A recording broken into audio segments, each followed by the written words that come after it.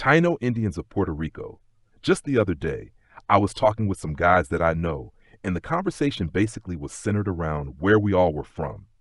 Two of the guys said they were from Puerto Rico, and another one of the guys was from Colombia. Then it was my turn. I said I'm from Chicago. They all looked at me with the strangest look as if I had said something wrong. Then I said to them, "What's wrong?" Then one of the guys said, "I thought you was from Dominican Republic." Then another said, "I thought you was Puerto Rican like me." I then laughed and said, "Man, I am 100% Afro-Indigenous."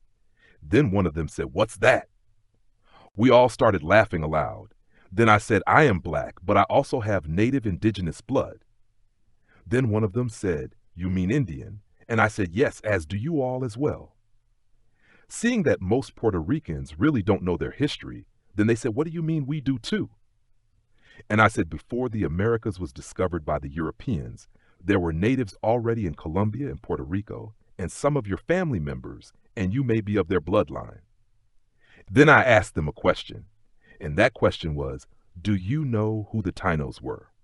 That was a powerful way to bring the conversation full circle, I thought. So when I asked that question, none of them had never even heard of the Tainos. So with that being said, let us learn of who they were and who they are to the Puerto Rican people and the Caribbean. Let's do it. The Taino were the indigenous people who lived throughout the Caribbean, mainly in Puerto Rico, Cuba, Hispaniola, today's Haiti and Dominican Republic, Jamaica, and parts of the Bahamas, long before Europeans arrived. They were among the first native peoples that Columbus encountered in 1492. The Taino culture was rich. They had their own language, part of the Arawakan family. They grew cassava, maize, sweet potatoes, and tobacco. They had chiefs called caciques, spiritual leaders called bohíques, and a social structure that was highly organized. They practiced ceremonies honoring their spirits, zemis. When the Europeans came, disease, enslavement, and violence devastated the Taino population. But here's the important part. They didn't vanish. Their descendants are still alive in the DNA, culture, food, and traditions of Puerto Ricans, Dominicans, Cubans, and other Caribbean people today. So when I said to my friends from Puerto Rico and Colombia that they might also have indigenous blood, I was right. Many Puerto Ricans carry Taino ancestry, and in Colombia, indigenous roots are deeply woven into Afro-Colombian identity too. And the question that I asked, do you know who the Tainos were? Was the perfect way to remind them that Afro and indigenous bloodlines have been interconnected across the Americas long before colonial borders or labels like Puerto Rican or Dominican even existed. And as I stated, Puerto Rico and Colombia were full of Africans during that time. Both Puerto Rico and Colombia were deeply shaped by the African presence, especially through the transatlantic slave trade. Puerto Rico, enslaved Africans were brought by the Spanish starting in the early 1500s. They worked in sugarcane, coffee, and cattle industries. Over time, Africans mixed with Taino and Spanish populations, forming today's Afro-Boricua identity. African culture is alive in Puerto Rican music, bamba, plena, dance, food, and even in the Spanish language spoken on the island. Colombia. Colombia received one of the largest numbers of Africans brought to South America. Enslaved Africans were forced into gold mines, plantations, and domestic labor. After slavery, free black communities formed palenques, independent towns of escaped Africans, like San Basilio de Palenque, which still exists today and preserves African language and traditions. Afro-Colombians today are a major part of the nation's identity, especially along the Pacific coast. So when I told my friends that you're Afro-Indigenous, I actually touched on something deep. Puerto Rico is Afro-Taino Spanish. Colombia is Afro-Indigenous Spanish. My point shows how we're all connected through those same intertwined histories of Africa and the indigenous Americas. A question was asked, where did the Puerto Rican people come from? And I'd say that's a great question to ask, and the answer is, the Puerto Rican people are the result of a powerful blending of three main roots that go back thousands of years. Let's break it down. 1. The indigenous foundation. Tainos. The earliest people of Puerto Rico were the Tainos, part of the Arawakan peoples who migrated from South America, especially along the Orinoco River region in present-day Venezuela, Colombia. They arrived in the Caribbean around 1000 to 500 BCE, settling Puerto Rico, Cuba, Hispaniola, and Jamaica. They built villages, farmed cassava, sweet potatoes, and maize, and developed a rich culture of zames, music, and social structure. Puerto Rico's original Taino name was Borinquen, meaning land of the brave Lord. 2. The Spanish influence, Europeans. In 1493, Christopher Columbus arrived on his second voyage. The island was colonized by Spain, renamed Puerto Rico, rich port, and became a key stronghold of the Spanish Empire. Spaniards brought their language, Catholic faith, architecture, and customs. Over time, many Spanish settlers intermarried with Taino women, blending bloodlines and cultures. 3. The African presence, Africans. Starting in the early 1500s, enslaved Africans were brought to Puerto Rico to work in sugarcane, coffee, and cattle industries. Africans brought their music, rhythms, dances, foods, and spiritual traditions, which merged into Puerto Rican identity. This influence is especially strong in Puerto Rican music, bamba, plena, salsa, and culture. The Puerto Rican people today, Puerto Ricans, Boricuas, are the descendants of Taino, African, and Spanish peoples. This tricultural heritage shaped their language, Spanish with Taino words, food, cassava, plantains, sofrito, music, and spirit. DNA studies show most Puerto Ricans have a blend of indigenous, African, and European ancestry, a living testimony to this fusion. In OASP terms, Puerto Ricans are a people born from the meeting of three great streams of humanity: indigenous tribes guided from South America, Europeans with their own light and darkness, and Africans brought under bondage yet carrying powerful spiritual gifts. Together, they form the Boricua identity we see today. The Tainos were skilled people in arts and many other things. The Taínos weren't just islanders Columbus stumbled across. They had a rich and advanced culture long before Europeans arrived. Here are some highlights. Arts and crafts. They carved zems, sacred figures from stone, wood, and bone, representing spiritual forces. Their pottery was detailed with geometric designs, used for cooking, ceremonies, and storage. They made jewelry from shells, bones, and gold, often used in ritual and trade. Society and knowledge. They lived in villages with round houses, bows, made of wood and palm leaves. Their leaders, caciques, wore golden ornaments and used ceremonial seats called dujos, beautifully carved with symbolic designs. They had a deep understanding of astronomy, agriculture, and medicine. Agriculture and technology. They cultivated cassava, corn, yucca, and sweet potatoes using advanced farming methods. They engineered canucos, mounded fields, for better soil drainage and productivity. Fishing and canoe building were highly developed. Some canoes carried hundreds of people. Music and culture. They played drums, maracas, and flutes during ceremonies. They practiced ball games, bati, in ceremonial plazas, which had spiritual and social meaning. So when I say the Taínos were skilled people in arts and many other things, that's completely true. Their influence still lives on in Puerto Rican, Dominican, Cuban, and broader Caribbean culture today. And let's not forget about their social structure. The Taino society was well organized with clear roles that kept everything balanced. Here's the breakdown you can drop. Taino social structure. 1. Cacique, chief, the leader of the community, wore gold, feathers, and sat on carved ceremonial seats, dujos, as a symbol of authority. Directed farming, war, and religious ceremonies. 2. Nitainos, nobles, warriors, advisors, warriors, and overseers. Helped the cacique in decision-making, defense, and keeping order. 3. Bohíques, priests, healers, spiritual leaders, shamans, and herbal doctors. Led ceremonies, cured illnesses, and interpreted messages from the spirits. 4. Laborious common people, farmers, fishermen, builders, and artisans, the backbone of society providing food, shelter, and crafts. And what's so powerful is how everyone had a role, from the spiritual to the physical, and together they created a balanced community. So if you're building a picture of these people, you can say, the Taínos weren't just random island people. They had chiefs, nobles, spiritual healers, and working classes. Everyone had their place, and their society was just as structured and advanced as the so-called Old World civilizations. And their language still rings out in those areas as well. Their language is another living legacy that still echoes across the Caribbean today. The Taino spoke an Arawakan language, part of a larger family of indigenous languages across South America and the Caribbean.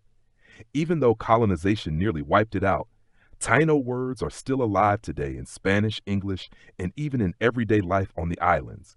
Words we still use: Taino, Spanish, English. Huracan, hurricane. Barbacoa, barbecue. Hamaca, hammock. Tabaco, tobacco. Yuca, cassava. Maize, corn, maize. Batata, sweet potato. Guayaba, guava. Canoja, canoe.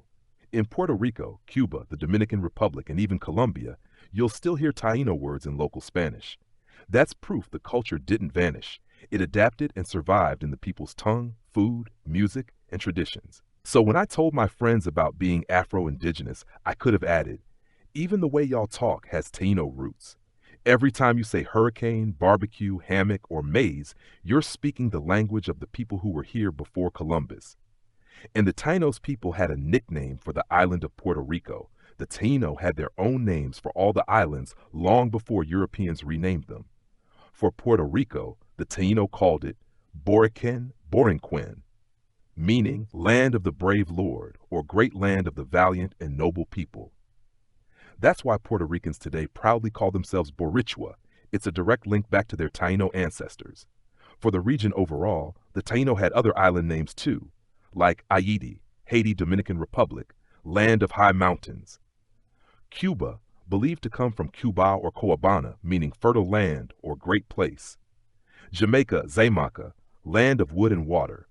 So when I bring this up to my Puerto Rican friends, I can even say, you know how y'all call yourselves Boricua? That's from Borican, the Taino name for Puerto Rico. It means the land of the brave. So when you say Boricua, you're literally speaking the language of your ancestors. Now I know everybody wants to know the truth about Christopher Columbus's arrival in 1492.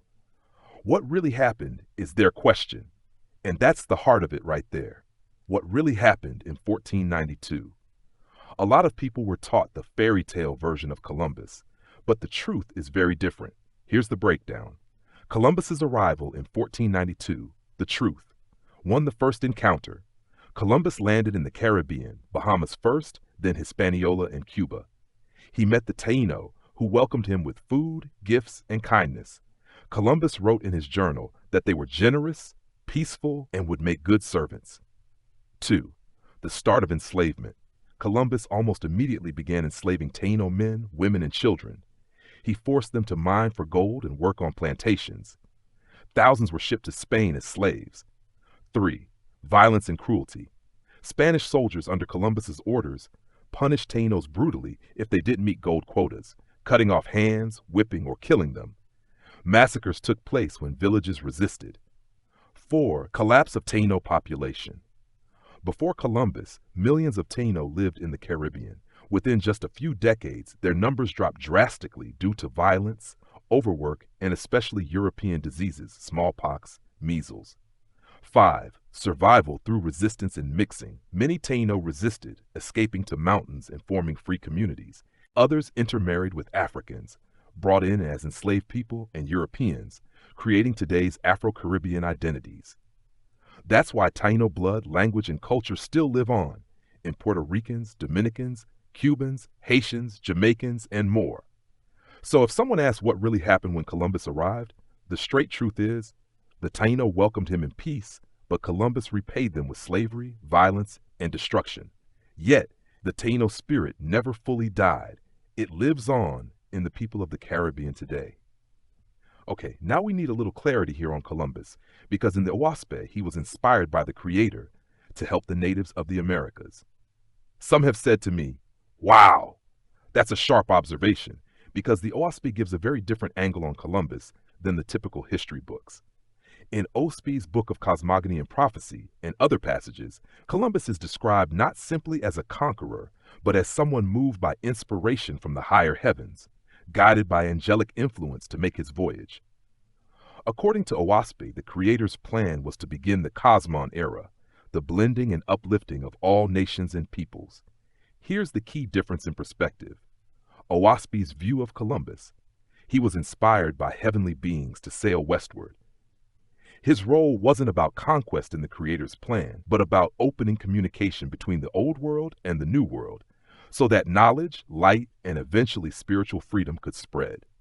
In this telling, his mission was meant for helping, uplifting, and connecting the natives, not enslaving or destroying them, balancing the two views. Historically, Columbus's actions brought devastation to the Taino and other indigenous peoples. Spiritually, Oahspe, his voyage was part of a larger divine unfolding, the painful beginning of a new era that would eventually bring about the Cosmon cycle, where nations would no longer be isolated but united under greater light. In other words, Columbus, the man, failed morally. He enslaved and brutalized. But Columbus, the instrument, was used by higher powers to start a global change that would eventually move humanity forward. That's a hard truth, but it matches Oahspe's way of showing how the Creator can turn even human darkness into part of a greater plan. But truth be told, Columbus never made it to the Americas. He was caught and imprisoned.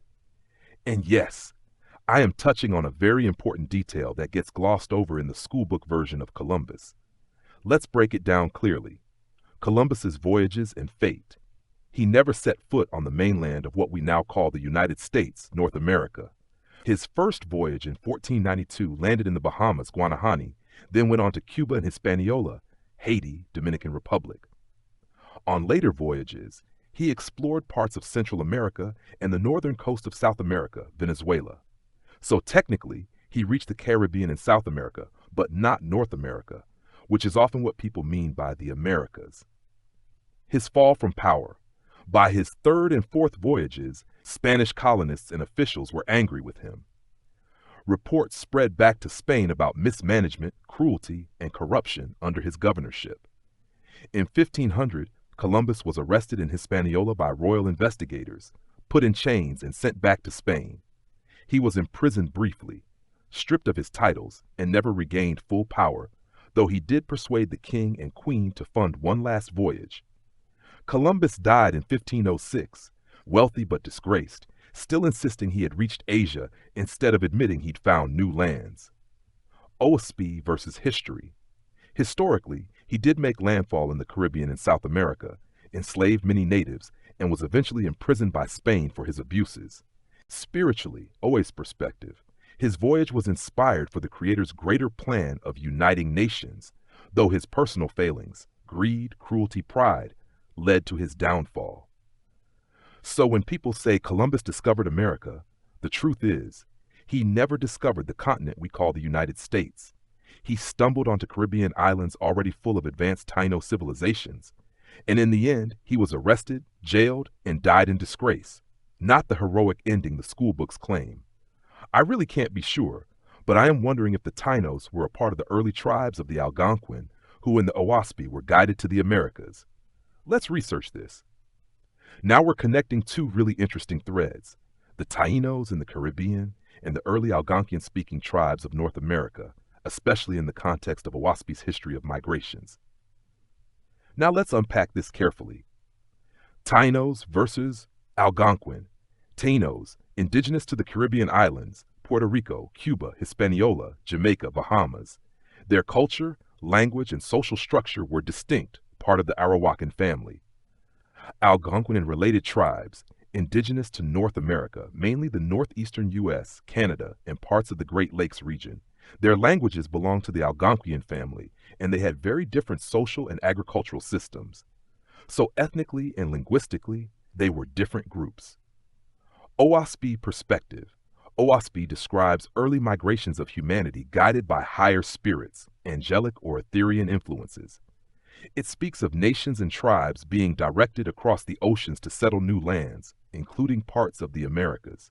The text doesn't explicitly say the Tainos were Algonquin, but it does suggest that many early peoples were guided to the Americas, sometimes in waves, sometimes splitting off into different regions.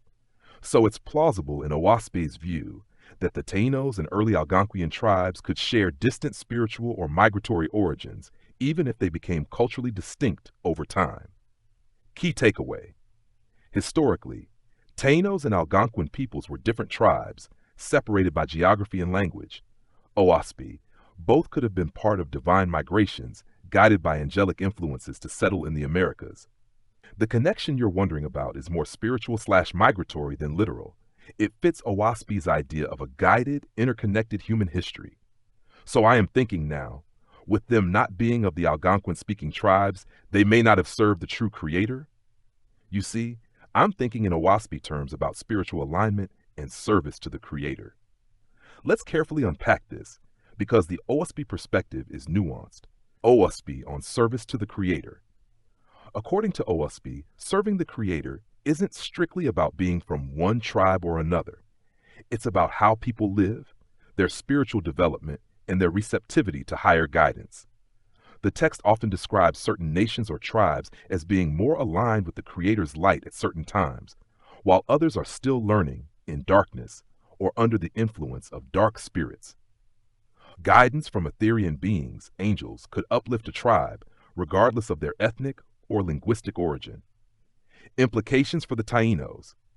The Taínos were not Algonquin-speaking, and they were geographically in the Caribbean, separate from North American tribes. That does not automatically mean they didn't serve the Creator. In fact, their social structure, agriculture, spiritual practices, and respect for nature suggest they were living in alignment with natural law, which in Owaspi is a form of service to the Creator. The Owaspi often shows that every people has the potential to rise spiritually, even if they aren't part of a chosen tribe at a given historical moment. Key point: being of a specific tribe, like Algonquin, doesn't define spiritual alignment. Service to the Creator is measured by behavior, moral development, and spiritual openness, not lineage alone. The Taínos, in their own way, could have been serving the Creator even while existing outside the migratory lines of North American tribes described in Owaspi. Well to the understanding of those who know the Creator, know to serve Him and Him alone, these people were an animist people, seeing that anything held a spirit, and along with that, they worshipped false gods as well. And that's a key distinction in Owaspi's framework. From that perspective, animism, the Tainos believed that spirits inhabited natural objects, trees, rivers, rocks, animals. They saw the world as alive with spiritual forces. False gods, polytheism, their zimas, sacred idols, and ritual practices could be seen as worshiping beings other than the true Creator. Service to the Creator. In Owaspi, true service requires devotion to the one Creator, not to spirits, idols, or natural forces. So while the Taínos were advanced socially and culturally, spiritually they were not aligned with the Creator in the Owaspi sense. Their practices were considered dark or lesser light, because they involved veneration of multiple spirits instead of direct devotion to the Creator. This doesn't diminish their cultural achievements, arts, agriculture, social order, but it does frame their spiritual standing in Owaspi's hierarchy of nations and peoples. And yes, they did serve false gods. The primary creators in the Taino creation myths for Puerto Rico are the mother goddess Atabe and her son, Yukahu. This is a perfect example of what Ospey would consider service to false gods. Taino deities in Puerto Rico: Atabe, the mother goddess, associated with fresh water, fertility, and the moon, seen as the source of life and nurturing force. Yukahu, her son, associated with cassava, their staple crop, the sea, and agriculture. Considered a male creative force, protector of the people and their sustenance. The Taínos worship these deities through offerings, ceremonies, and carving zems, sacred idols. In Owaspi terms, they were not serving the one true Creator. Their devotion was to secondary spiritual beings, even if these deities were benevolent in Taino belief. This aligns with Owaspi's idea that nations can be culturally advanced, but spiritually misaligned. So while the Tainos had highly developed social systems, agriculture, arts, and spirituality, their religion was animist and polytheistic, which is why Owaspi classifies them as not fully serving the Creator. Let's take a look at the Taino creation story. The Taino creation story is fascinating, and it gives insight into how they viewed the world and the divine. Here's a clear overview. The Taino creation myth, Puerto Rico. 1. The primordial mother. Atabe is the mother of all life, associated with fresh water, fertility, and the moon. Pen, she is considered the source of life, giving birth to the first beings and all living things. Her son, Yukahu. Yukahu is the god of cassava, agriculture, and the sea. He is often depicted as a protector of the people, teaching them how to farm and live in harmony with nature. 3. Creation of humans. Humans were created by Atabe, often with Yukau's guidance, to inhabit the islands and care for the land. The first humans were taught agriculture, fishing, and social organization, guided by these divine beings. 4. Spirit world in Zemas. The Tainos believed that everything had a spirit: animals, rivers, trees, rocks. They carved Zemas, idols, to represent these spirits and used them in ceremonies for guidance, protection, and offerings. 5. Cosmic balance. Their myth emphasizes harmony between humans, nature, and the spirits. Humans were meant to respect the natural world and live in balance, though they did not worship a single creator as described in OSB. Key takeaway: the Taino creation story centers on Atabe and Yukahu, reflecting an animist and polytheistic worldview. They revered multiple spiritual forces, cared deeply for nature, and had sophisticated cultural practices, but spiritually, they were not serving the one true creator, according to OSB. Along with idols, these are the gods they worshipped and had held rituals for the town. The Tainos had a pantheon of deities and spirits, each with specific roles in their lives, and they held rituals and ceremonies to honor them. Here's a clear overview of the main ones. Key Taino deities and spirits. 1. Atabi, Mother Goddess. Domain, fertility, fresh water, the moon, life itself. Rituals, offerings of food, ceremonial dances, and prayers for fertility and abundance. 2. Yukahu, son of Atabi. Domain, cassava agriculture, sea, protector of the people. Rituals, planting ceremonies, offerings of cassava, prayers for harvest and guidance. 3. Barracuda, domain, the forests and wild animals. Rituals, hunting rituals, offerings for safety and success in hunting. 4. Guabansix, also Juracan. Domain, storms, hurricanes, destructive forces. Rituals, ceremonies to appease her during storms, asking for protection. 5. Yaya, domain, lesser spirits and ancestral guidance. Rituals, ancestral veneration, daily offerings, and guidance in daily life. 6. Zems, spiritual idols, represented gods, ancestors, or spirits. Rituals, carved from wood, stone, or bone. Offerings, prayers, and ceremonial dances were performed to honor them. OSB perspective. These rituals and deities are examples of polytheistic worship, which in OSB is service to false gods, even though the Tainos' intent was to live in harmony with the world. Their spiritual practices were well structured and meaningful, but they did not serve the one true creator directly. I am hoping at this point no one gets upset with me for writing this presentation.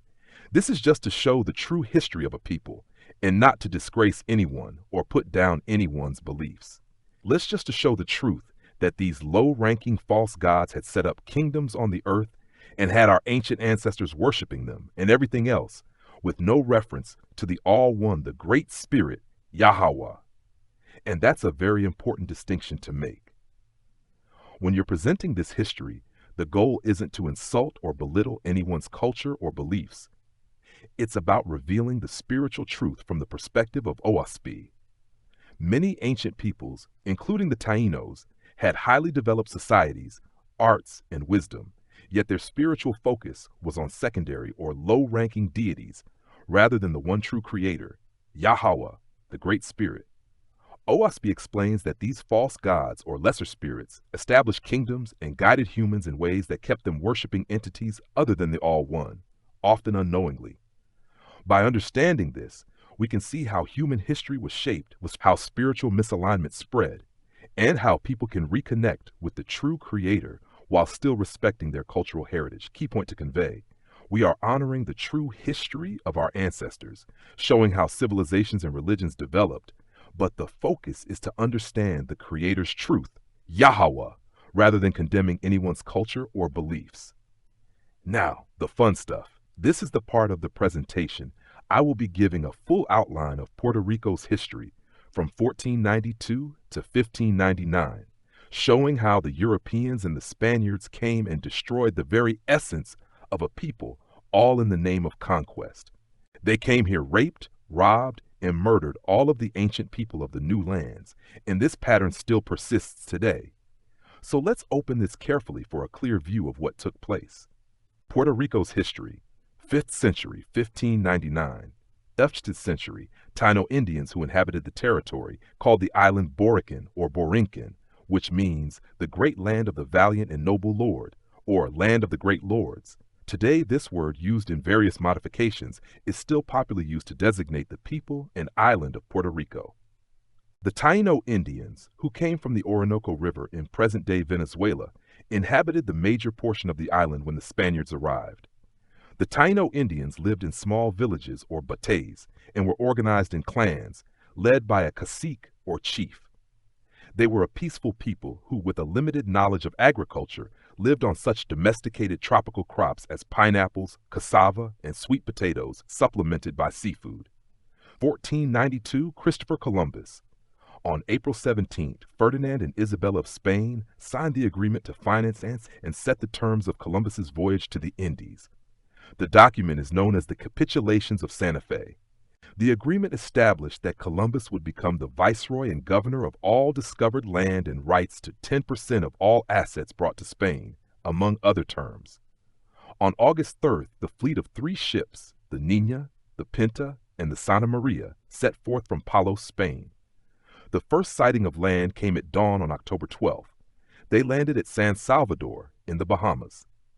Thinking he had reached the East Indies, Columbus referred to the native inhabitants of the island as Indians, a term that was ultimately applied to all indigenous peoples of the New World. 1493. After the success of Columbus's first voyage, he had little trouble convincing Ferdinand and Isabella of Spain to follow up immediately with a second voyage. Unlike the exploratory first voyage, the second voyage was a massive colonization effort. On September 25th, Christopher Columbus set sail from Cadiz, Spain, with 17 ships and almost 1,500 men. The second voyage brought European livestock, horses, sheep, and cattle, to America for the first time. On November 19th, Christopher Columbus discovered the island in his second voyage to the New World. He found the island populated by as many as 50,000 Taino or Arawak Indians. The Taino Indians who greeted Columbus made a big mistake when they showed him gold nuggets in the river and told him to take all he wanted. Originally, the newcomers called the island San Juan Bautista for St. John the Baptist, and the town was named Puerto Rico, rich port, for its abundance of natural resources, especially gold and its excellent location. It was not until later that the two names were switched. Thanks in part to the enthusiasm of ambitious Juan Ponce de Leon, a lieutenant to Columbus, the city of Puerto Rico, it quickly became Spain's most important military outpost in the Caribbean. 1501. The Spanish crown permitted export of slaves to America. 1503, Governor Nicolas de Ovando opposes the importing of slaves. First slaves arrive in Hispaniola. 1505, on March 25th, Vicente Yáñez Pinzón, captain, was appointed corregidor of the island San Juan Bautista and governor of the fort that he was to construct therein.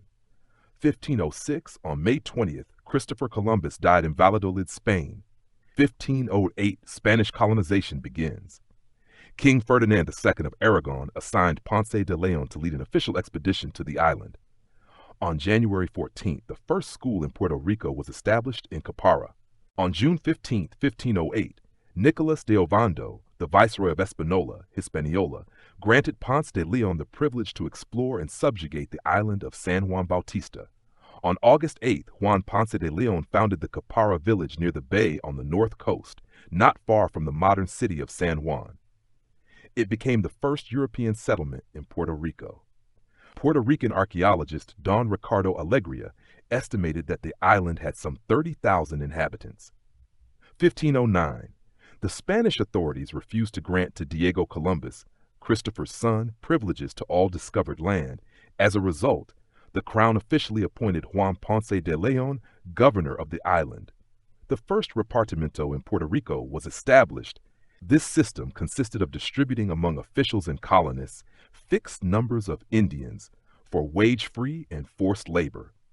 The Spanish crown instituted the encomienda after several priests protested against the treatment to Indians under the repartimiento system. The terms of the new agreement specified that Spaniards were obliged to pay the Indians for their labor and to teach them the Christian religion, but they soon reduced the Indians to a condition of abject slavery. claiming that the Indians were inferior and subhuman. Therefore, Indians were forced to work from dawn until dusk under threat of corporal punishment and death. In his book, La Colonización de Puerto Rico, historian Salvador Brau states that the Repartimiento recorded 60,000 Indians. 6 years later, in 1515, only 14,636 remained. Juan Garrido is the first African identified in Puerto Rico. A free man, he arrived with the Ponce de Leon expedition. Garrido later participated in the colonization of Florida and served with Spanish explorer Hernán Cortés in the conquest of Mexico. 1510. Differences between Spaniards and Taino Indians began, and conflicts soon arose as the settlers began subjugating the Taino. The cacique Urayoan ordered his warriors to drown Diego Salcedo to determine whether or not the Spaniards were immortal, as they believed that Spanish colonizers had divine powers. It is told that after they drowned Diego, they watched him for several days until they were sure that he was dead. 1511, the Taino Indians, after learning through the drowning of Diego Salcedo that the Spanish were mortal, revolted against Spaniards with no success. Ponce de Leon orders 6,000 shot on the spot in the town square. Survivors flee to mountains or left the island. Diego Columbus won rights to all land discovered by his father after presenting his case to the courts in Madrid. King Ferdinand ordered Ponce de Leon to be replaced as governor by Diego Columbus. Ponce de Leon, not wishing to serve Diego, obtained the title to explore the Upper Bahamas and areas to the north. On August 8th, Pope Julius II created 2 dioceses in Puerto Rico, the bishops of which were all suffragans of the Archbishopric of Seville. The canon of Salamanca, Alonso Manso, was appointed bishop of the Puerto Rican diocese and took possession in 1513, the first bishop to arrive in America. On November 11th, the Spanish crown granted a coat of arms to the island of Puerto Rico. 1512, on September 26, the first school of advanced studies was established by Bishop Alonso Manso. On December 27th, the Burgos Law was issued.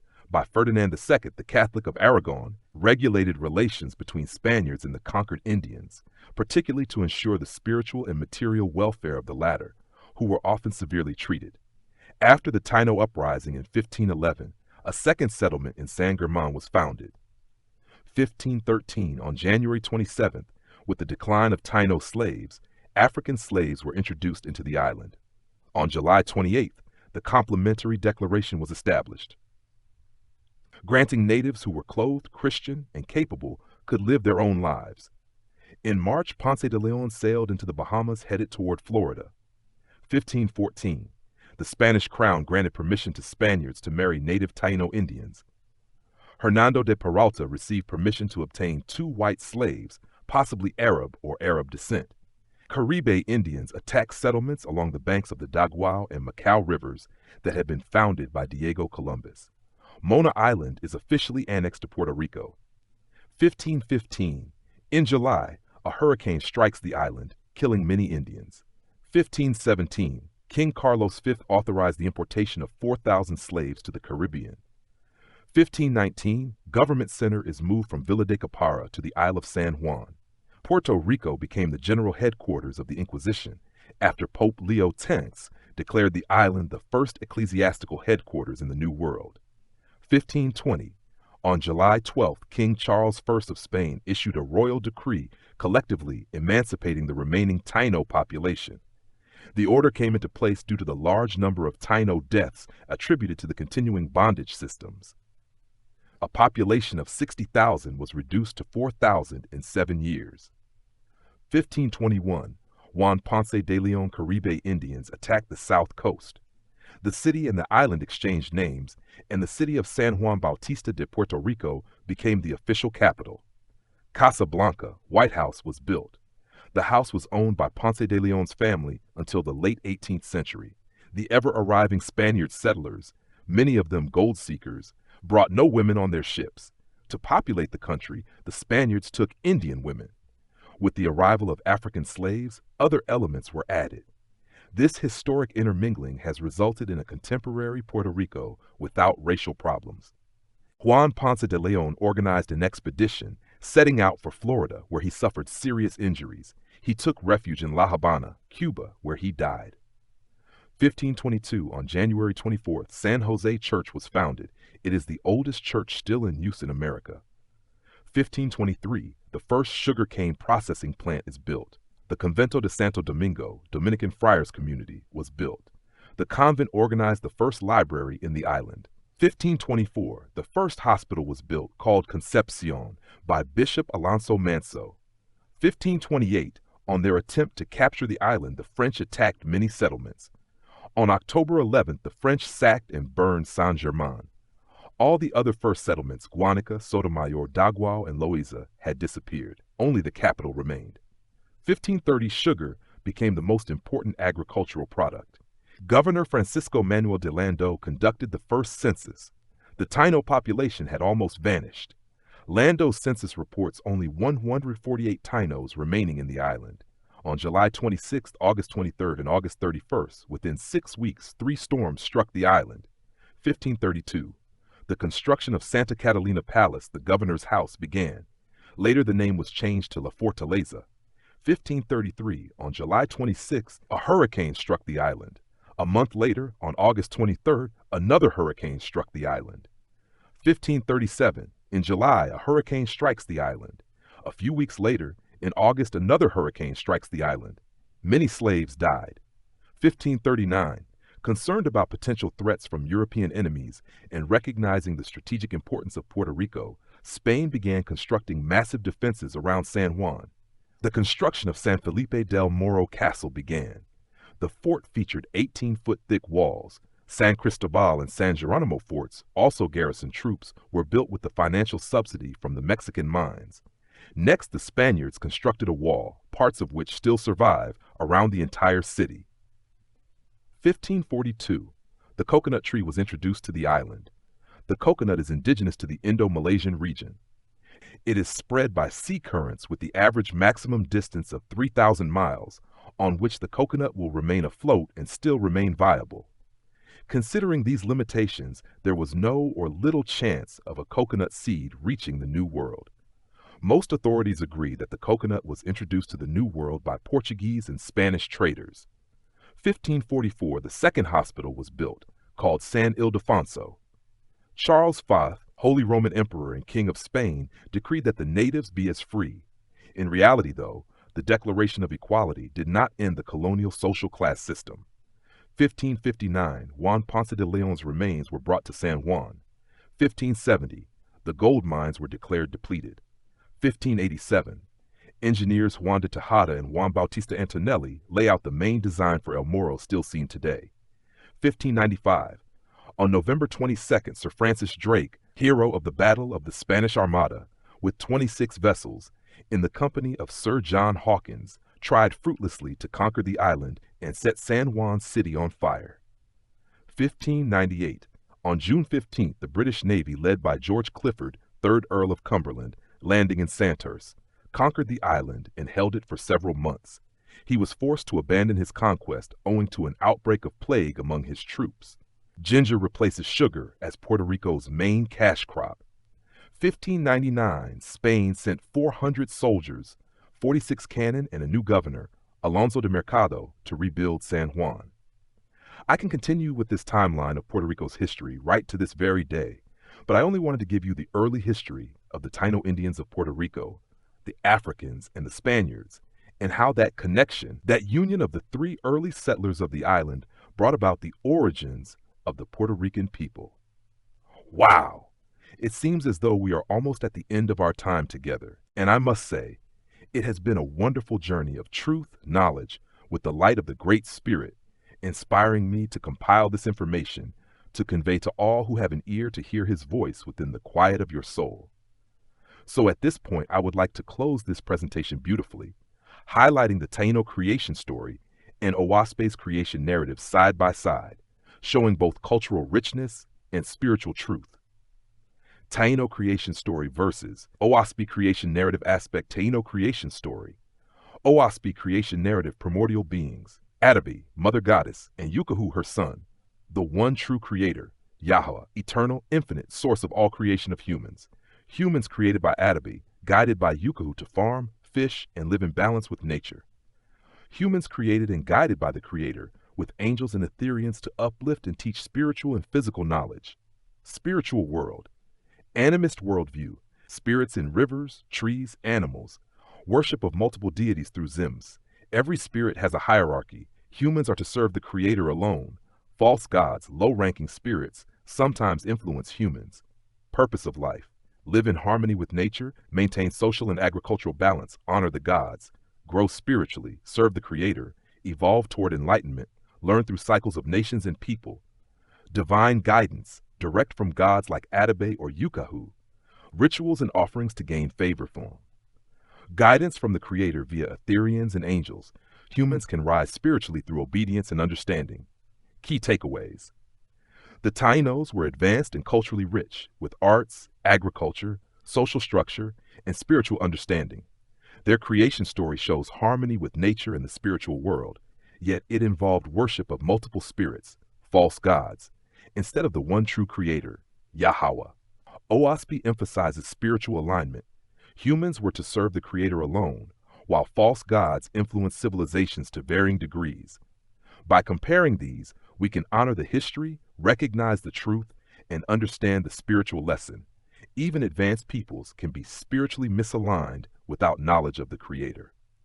Closing reflection. The Taino creation story teaches us about life, balance, and the beauty of human culture. OASP reminds us that true service is to Yahweh, the All-One Creator. Recognizing both allows us to honor our ancestors while seeking the spiritual path that leads to the light. And as I have always stated, people, don't believe anything I say, because I'm a human being. I make mistakes sometimes, and the reason for me making that statement is because I don't want to be giving anyone false or the wrong information. So this is why I say the information is out there. All you have to do is search for it. So I say to you all, stay hungry for the truth and always reach for the highest light, the light of the All-One, the Great Spirit Jehovah. And with that, I shall leave you with the words of our ancient ancestors. Aesi, Amen, Onai, Ho. NRN3, CM Noon.